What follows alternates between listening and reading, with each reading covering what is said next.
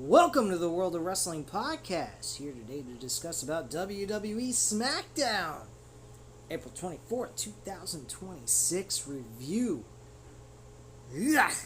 God, I hate Smackdown.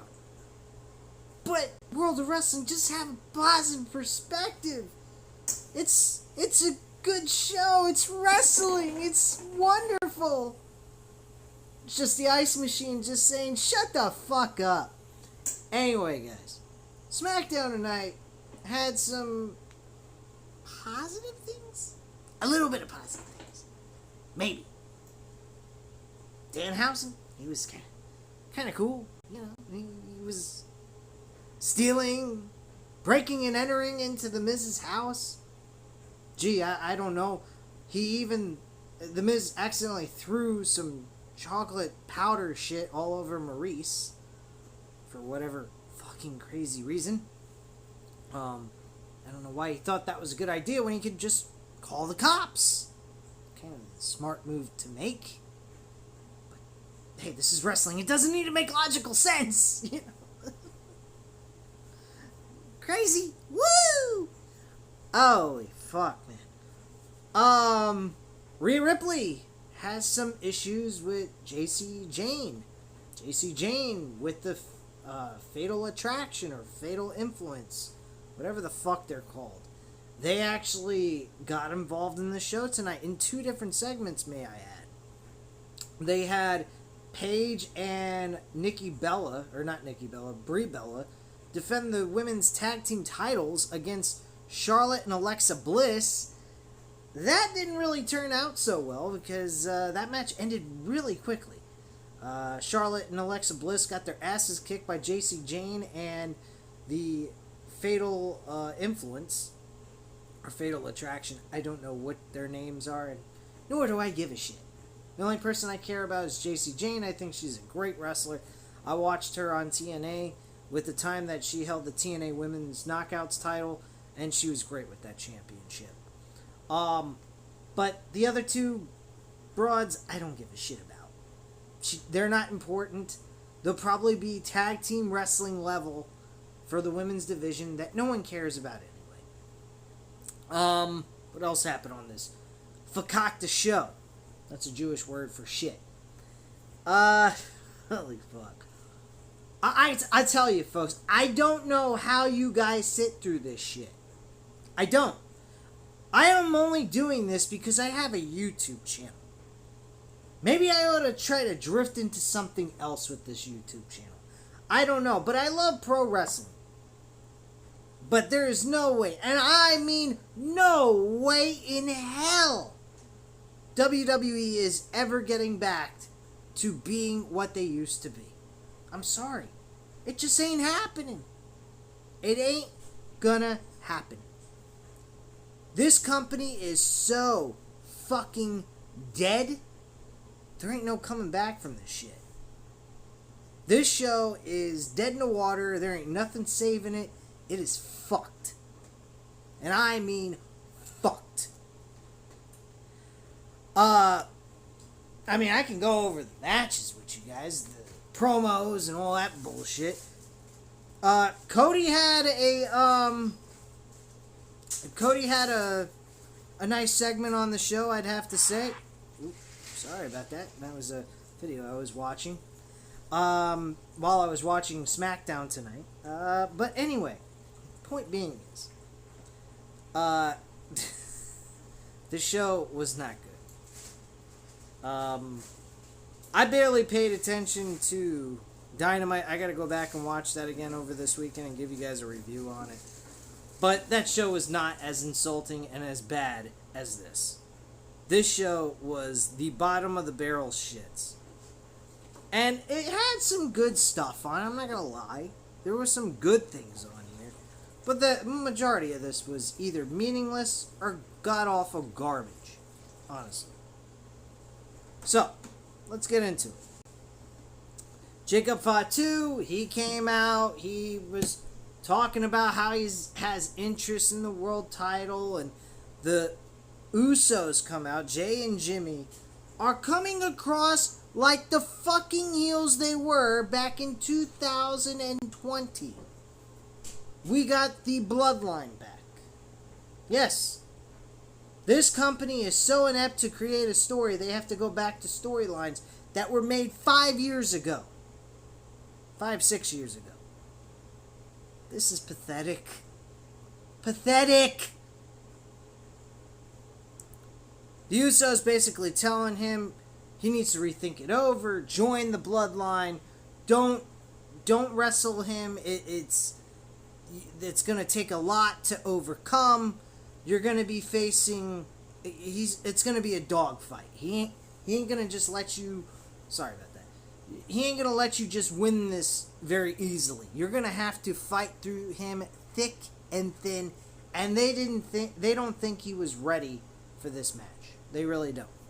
He said, I don't think I'm ready. I just know I need to win this. I need this. And I gotta be honest. As crazy as this might sound, I think Jacob Fatu should win the World Heavyweight Championship at Backlash. This is very quick, very out of the ordinary, like very strange to do this, but it needs to happen. It's a short reign, I get that. Why the fuck would you want to do that? Why wouldn't you want Obafemi to be the guy to the throne? Roman Reigns? I'll tell you why.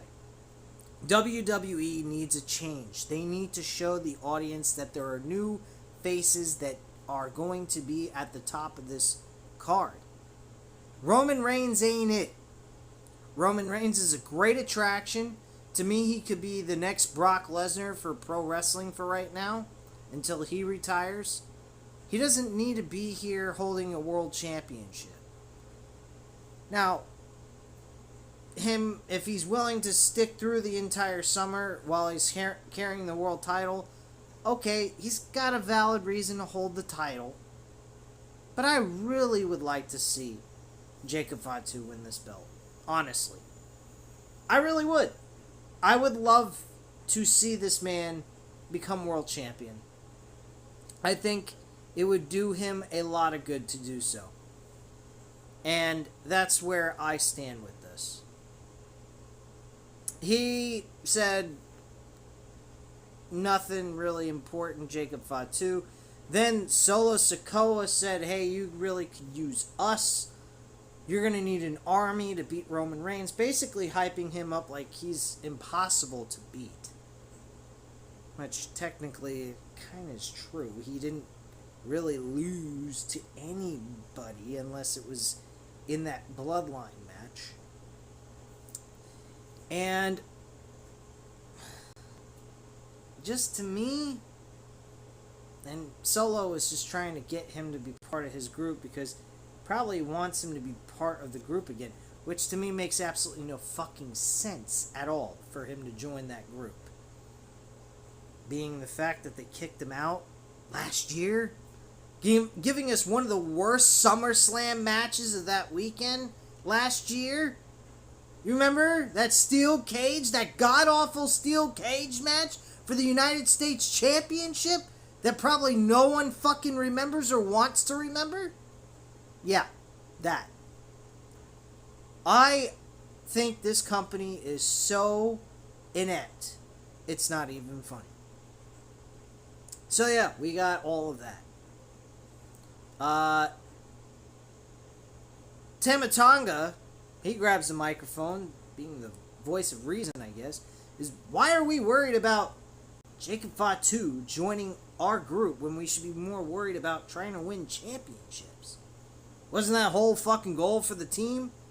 The family was to go ahead and try to capture all the championships?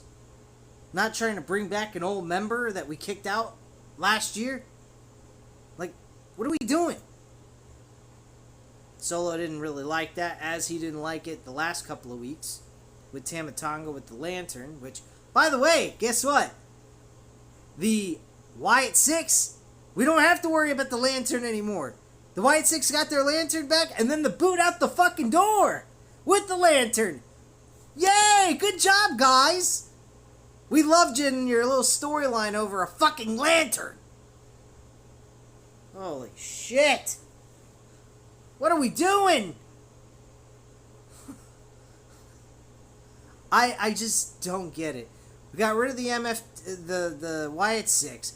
Aleister Black hasn't even been with the company for a year. I'd say maybe 6 months. He's gone! Released from the company. Why? I don't know. Maybe because they saw him as just another fucking carrying cross. I don't understand the logic here. Why would you hire someone 6 months ago and then let him go 6 months later? What kind of logical sense is that? Outside of being absolutely fucking stupid. So, whatever.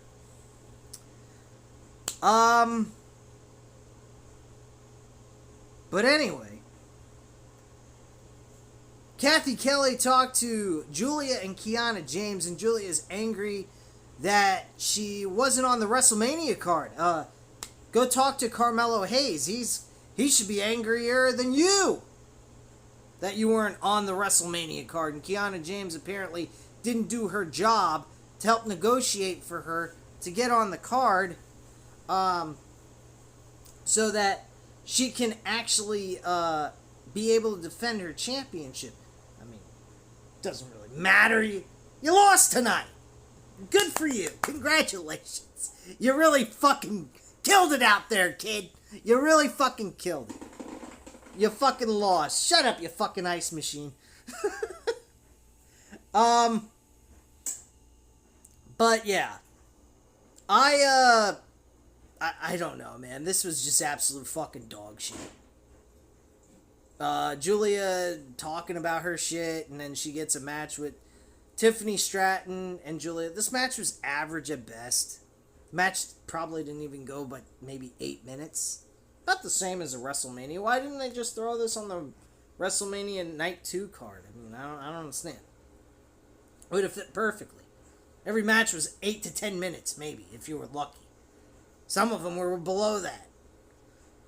I don't know. But Tiffany Stratton's your new United States champion for the women's division. We get a clip of Danhausen knocking at the Miz's door. Oh, God. This shit was funny. It was off the walls, not logical, not realistic by any means, but it was funny. I will give them credit. Multiple clips of him breaking and entering into the Miz's house, eating some chocolate that was left by the entry table coming into the home. Miz has got a fantastic house if that's really his house. And Danhausen was mysteriously disappearing and reappearing out of nowhere because he's apparently got these mystical powers and can curse people and make their lives a living hell.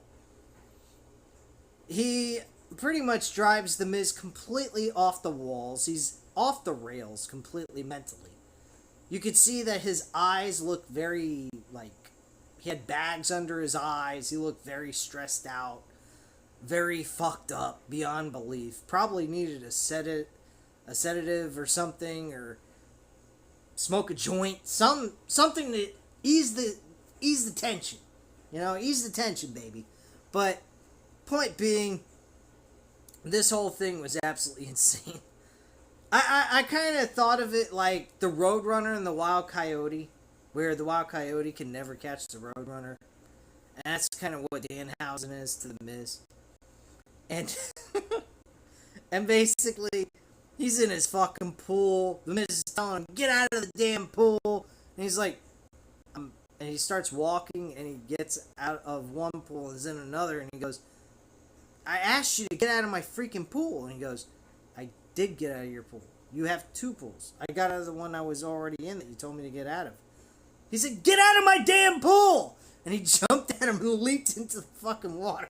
Fucking hilarious. Also, he was talking about how loud he was being, Danhausen said to the Miz, and the Miz, he said, hey, there's people playing golf out here. You gotta be quiet. You'll throw them off on their game. He's like, and then he started pointing to Angelitte Stadium where they were at for WrestleMania 42, and he's like, I know that's the fucking stadium we were at, and I know that's a golf course. Get out of my damn pool. I'm just like, what is going on here? This is insane. Why aren't we calling the cops at this point?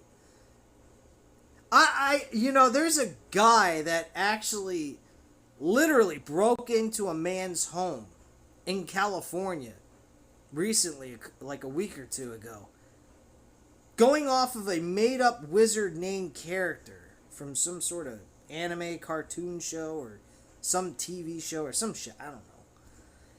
And he wanted to break into the man's house to check on everything and make sure his daughter was okay, that he doesn't apparently have. She's like, what? He's screaming and ripping apart his doorbell, and he's bashing at his door, and somehow, some way, he managed to break into the man's home and started walking around his house and opening up closet doors and all kinds of... And this is what this was with Danhausen, only he wasn't trying to hurt anyone, he just wanted to snoop around his house. Oh yeah, I forgot, he took one of his Slammy Awards and the bottom piece of the Slammy Award came off. And they had a match! They had a match! This is fucking insane. But don't get me wrong, I was laughing. I thought it was fun. I think the man is in the wrong profession. I think he should be a comedian. He's fucking hilarious. But they had a match after all this, and Danhausen obviously won. He cursed the Miz, and that was that.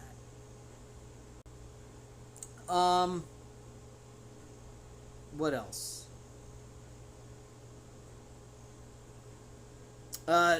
So Tiffany Stratton, she had a promo. She talked about how we're all on Tiffy's time now, but apparently Bree's music hits, and then Paige comes out to her music, and apparently Tiffy's time was over. Like that. Apparently Bree and Paige have more importance than Tiffany Stratton. This is pretty sad. Anyway, let's move on. I already discussed about, they talked about how everything was exciting. Paige was back. They won the women's tag team titles. Everything's great in the world for pro wrestling. Yeah. And I don't mean that literally. I just figuratively speaking, that's kind of how I felt. Like, please, end this madness for me, please.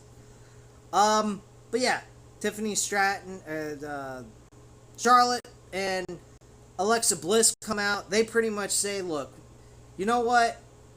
We want a rematch. Yes, Alexa Bliss was pissed at Paige, and she doesn't like her right now because she got pinned by her in that championship match at WrestleMania. So she's like, we want a match. And Paige and Bree say, sure, no problem. And they have the match. Match ends up being a no contest, thanks to JC Jane and her group.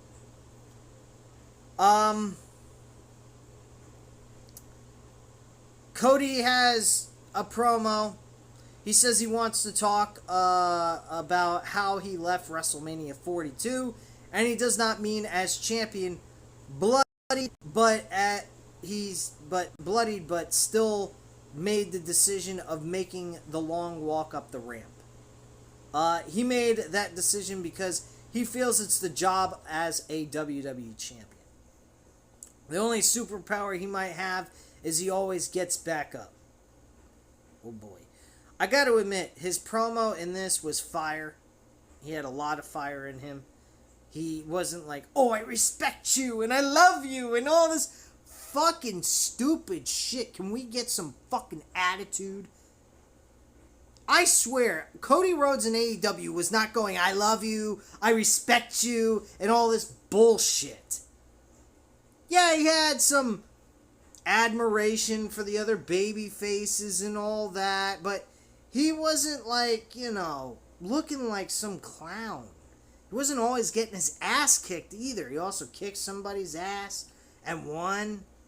He didn't always look like he was the sad baby face. He was a guy that was trying to win. And on top of it, he ended up cutting himself out of the World Championship picture in his first AEW World title opportunity. So, you know, what can you say? That's pretty good. But it is what it is. So he goes, the only, I already stated that, his superpower is getting back up. And the moment you see him take that side ramp, that means this run is over, and this run actually started 4 years ago, right around the corner from here. He says ever since then, on paper and in his heart, he wanted to send a message at WrestleMania. Even if he knew he would not be medically cleared after that, he wanted to send a message to his opponent, Randy Orton. He says Orton is not there tonight. Orton, who started him out in the sport, who taught him everything, and it was everything he taught him that beat him. He says Orton gave him his best shot, a punt to the head, but he's still standing. He wanted to send a message to a sarcastic and condescending Sami Zayn, who backstage called him the Golden Boy. He showed up at WrestleMania adorned headed to toe in gold. His family is in gold, and everyone in gold. They will be gold, all be gold. So we're making references to Sami Zayn, while Sami was in a gingerbread suit tonight, attacking Trick Williams and Little Yachty. How does this work? What's going on here?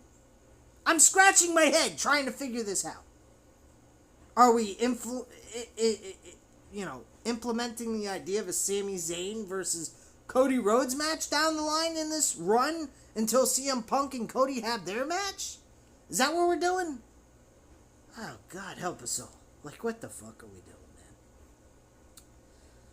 Cody says, and the most important message that he wanted to send is to those outside forces that kept interjecting into his WrestleMania plans that want to get involved in this nightmare family party.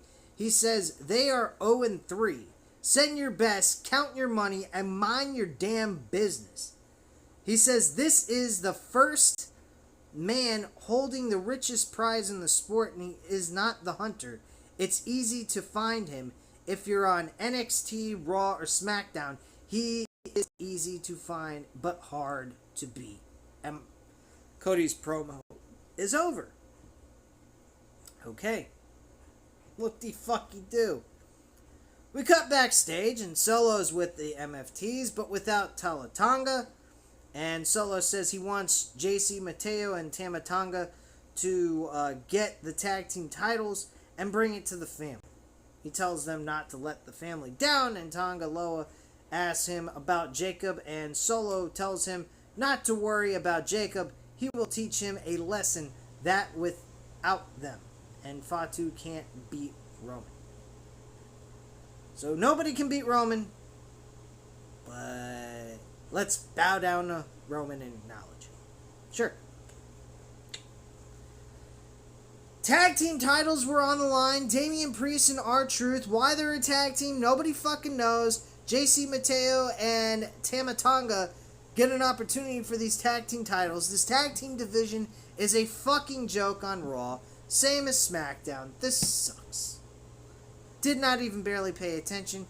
And Damian Priest and R-Truth retain the tag team titles. This is by far the worst content of Damian Priest I have ever seen in my life. He's teamed with R-Truth. For what reason? We have no fucking clue why. Good stuff.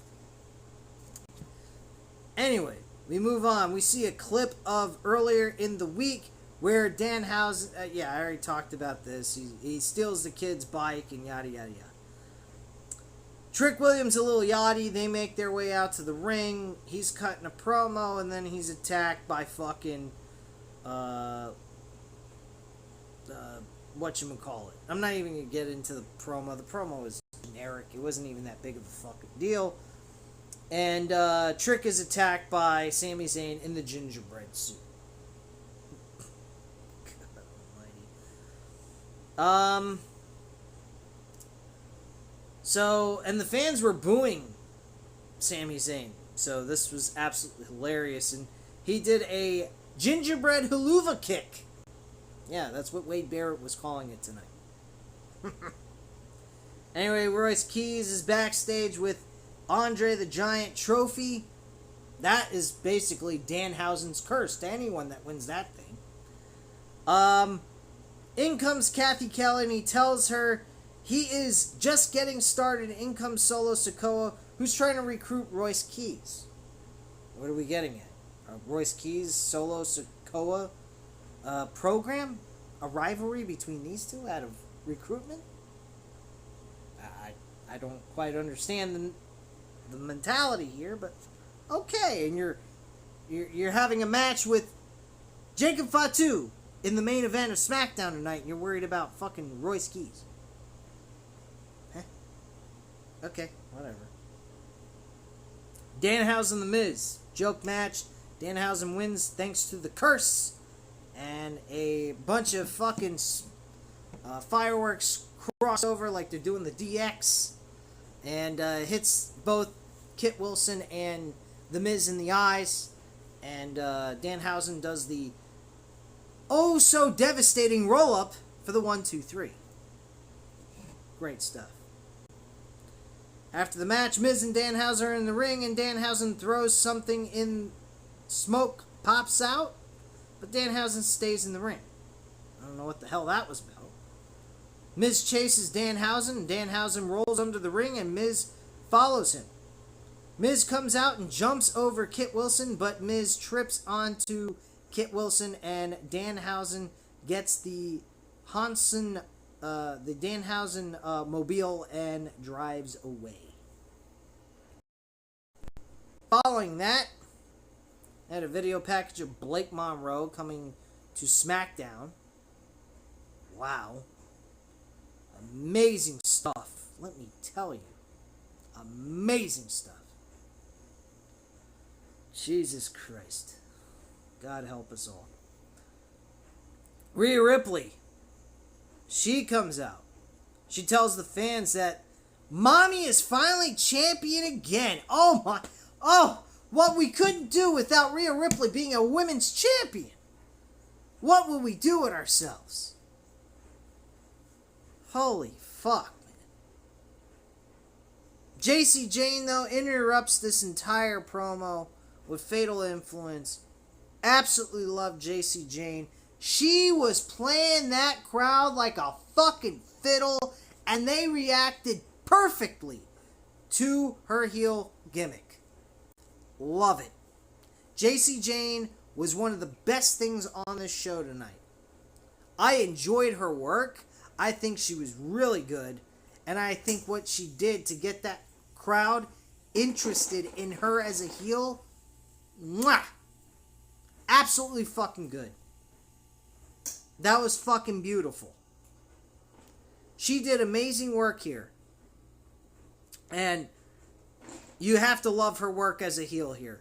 She stood out in her debut spectacular. It was a spectacular debut. I don't think anything was wrong with this. I mean, maybe I'm missing a few things. Maybe she was a little off possibly on her promo work. You know, maybe the higher levels on YouTube have a different perspective than I did. But my perspective is real simple. I think she did a good job. I'll at least put it that way. I'm not going to oversell her on this, but she did a good job enough to get that crowd more fucking rampant crazy on her than anyone else on the show tonight. I think the crowd showed more emotion towards her than anything that happened on this show tonight. Absolutely 100%. No fucking denying her of her ability to get a crowd reaction. She did a fantastic job here. This eventually led to a matchup. I'm not going to get it all into the discussion of what happened here. I mean, like, who the fuck cares? Nick Aldis came out, welcomed them to SmackDown. He says that he was trying to think of a suitable punishment for what they did tonight. So they said, we'll book Rhea Ripley to face JC Jane, and here you go. So we get an impromptu non-title match It becomes a no contest because outside interference from the Fatal Influence, and Rhea Ripley wins the match overall. So following that, hold on one sec. Lost my place. Following that, Jacob Fatu's backstage. In comes the Usos. He tells the Usos, keep your ass back here. I don't need your help. I'm doing this on my own.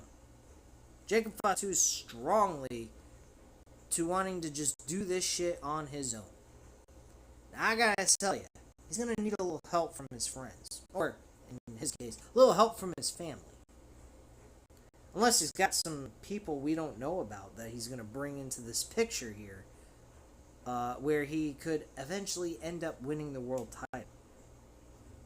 I would love to see that, but some people might disagree with me, and you know what? That's totally fine. I don't care, but I'd rather see a new world champion that's not a 40-something-year-old Roman Reigns holding the belt. He had a great match with CM Punk. He did what he had to do, take the title off of him, so we can move CM Punk into a Cody Rhodes storyline where we can finally get that WWE Championship that we should have got here at WrestleMania this past weekend. So, okay. I'd like to see them take a risk, you know. AEW took a risk, even though I thought it was barbaric, retarded, and dumb as fuck, to bury, well, not really bury, but squash your fucking #1 star on your stinking show, you fucking numbskulls. God, AEW, what the fuck's wrong with you? You got a clear path to success, to fucking be #1, and you can't even do it. Tony, please, for the love of God, help the wrestling community and the wrestling fans look at you as #1, because you can't be looked at as #1 when you're giving us this kind of shit. For the love of God, do something. Something that stands out, not a squash match that has no fucking feel to it, and it will be over before you know it by next month. This was a terrible move. Am I happy for Darby Allin being world champion? Yes. It's a new fresh face that's never held a damn world title before. But the problem is, it was the wrong place at the wrong time. The right place would have been last year at All In during in Texas. But he wanted to climb Mount Everest. Like, that was going to help his career. Him winning the world title in All In Texas last year would have been the biggest monumental thing that he could have ever done. It would have made him a star. It would have. Because he would have taken it off the most hated guy at that point in time, who held a fucking world championship inside of a damn briefcase. That's why it would have worked a lot better for him to win it than Hangman Page. Hangman Page was a second option. Darby Allin was the focal front of the whole thing, that he wanted to get revenge on Jon Moxley for what he did to him and his friends that he works with, like Orange Cassidy and other people. But he was too busy climbing Mount Everest. Do you honestly think someone should be rewarded for a world championship? When AEW needed him the most, he said, fuck the AEW world title. I say climbing Mount Everest and putting an AEW flag on something no one's gonna fucking see as being more important. I don't know, man. I don't know. But, hey, this is wrestling, folks. This is 2026. Nothing makes any fucking sense. And it doesn't have to, because it's wrestling. Just like life don't make any damn sense. I'm not gonna go down that route, because that will just create a whole lot of controversy. I probably would get kicked off of this fucking channel, off of YouTube completely, because I'm a really controversial person. I say a lot of shit I shouldn't say in public. And honestly, this is what I think. Fuck you! Okay? Anyway, let's move on now, shall we?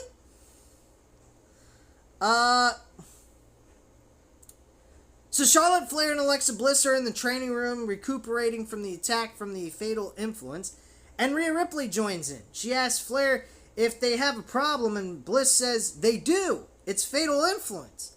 Flair says she will get her hands on JC Jane next week and walks away and basically says someone's got to get the job done. Basically saying, you didn't get the job done, champ. Yeah, I don't think that really worked out very well. Rhea Ripley kind of had like a face on her like, are you serious? Really? You're going to talk shit to me? I'm the champ. You're not. You're just a goofball in a fucking tag team division where you still can't even win your damn tag team titles. So anyway, Flair tells Rhea Ripley that it's not Rhea. Flair is just like that. Yeah, it's just like that. Ricky Saints is being announced that he will be on Smackdown next week. Okay, are we going to give him a promo? Are we going to see him interject maybe with a bigger star? Are we going to see him maybe, maybe talk some shit with Cody Rhodes? They actually have some history. They know each other. They're good friends. That kind of stuff. Maybe he kind of takes a shot for Cody and whatnot. I don't know. Or maybe we just give him a bland fucking match, give him a W that no one will give a flying shit about. Probably in that direction, more than likely. Next we had the main event of the evening with Solo Sikoa and Jacob Fatu, and this match was bland as fuck. The match was average at best. Nothing really exciting happened here. Jacob Fatu obviously wins. The Usos kind of made an appearance during this matchup, even though Jacob Fatu asked them not to show up. Sorry, I was just seeing how much percentage I have on my phone left. And they kind of just stood around, was kind of watching, in that sense. And, after the match was over and Jacob Fatu got the W, he told the Usos, I'm going to be on Monday Night Raw and I'm going to speak to Roman face to face. You let him know that. And that's how the show went off the air. That's what we got. That's your show for Smackdown on a Friday night. Instead of me going out with my wife and going to there's a bowling alley right down the road from us. We could go there, have some drinks, maybe even go bowling.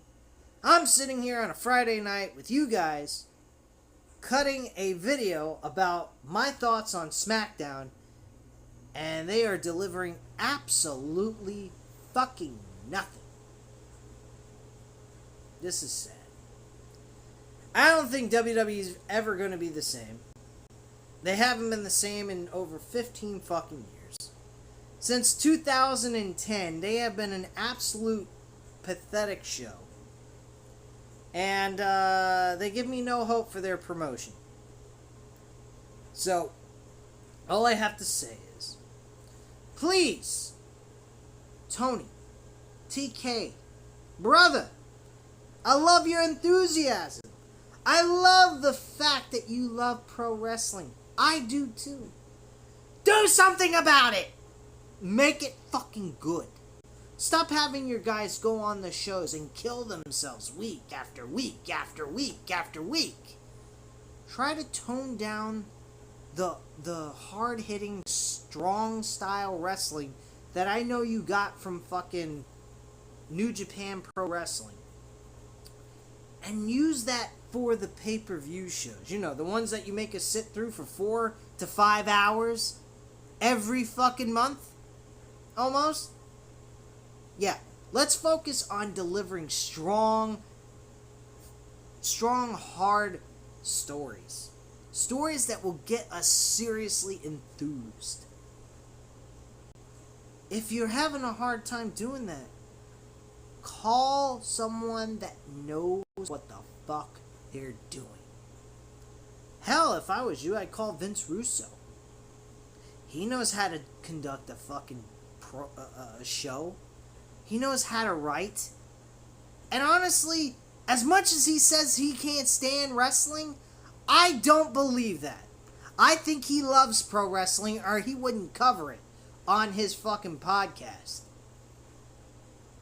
He's in a small promotion known as JCW, the Insane Clown Posse. The man loves wrestling. He just doesn't like the direction where wrestling has gone. And I have no way of debating with Vince Russo on that. He's 100% correct. There is no rhyme or reason why wrestling is in the shape it's in. Outside of lack of care and just don't give a fuck about wrestling. They just care about robbing people of their money.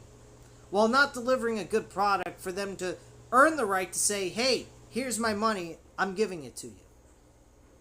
They're taking advantage of the fans' love for pro wrestling and the fact that they're loyal in the sense that they're treating it like a actual team of a sport. Let's say, in my case, I love the New York Knicks from the NBA. Okay? They're sucking dick in the fucking first round of the playoffs. They won the first game and they've lost 2 straight games back to back where they lost by a single point to the Atlanta Hawks. They can't seem to beat the Atlanta Hawks for whatever reason. I think Trae Young gave them the curse like Danhausen and said, fuck you, you're never beating us no matter how good you're playing throughout the whole season. I really believe that. So, same with the Indiana Pacers. They're another team that always seems to beat them in the playoffs even when they should win the fucking game. But that's not here or there. But the point being is, people will follow this fucking damn wrestling shit to the bitter end till it's gone. Why? Because they love it. Just like I do. My problem is I'm losing a lot of interest towards at least WWE. AEW is still keeping me around and making me feel like I'm not being insulted. They truly love wrestling. They're not disgracing the legacy of pro wrestling, but they're not delivering any kind of story to get people invested in their product. That's the problem. So that's where AEW has their issues. But at the end of the day, guys, I think Smackdown was below average. And I guess the word to describe Smackdown is boring. 100% positively boring to sit through. But anyway, guys, let me know what you guys think in the comments down below. Hit the like button if you like this video. And hit the subscribe button if you're not already subscribed to the channel. And I thank you guys very much for watching. Have a great night, guys.